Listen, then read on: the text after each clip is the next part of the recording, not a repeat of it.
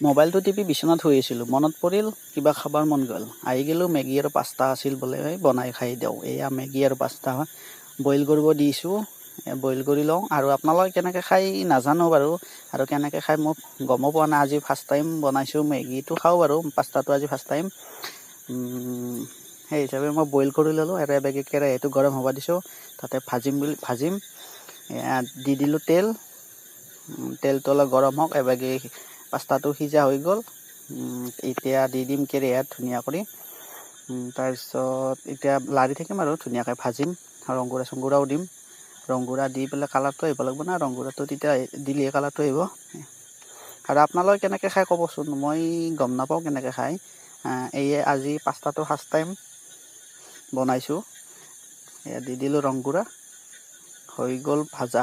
আৰু এইভাগে মেগীৰ মছলাটো দি দিছোঁ, আৰু মেগীৰ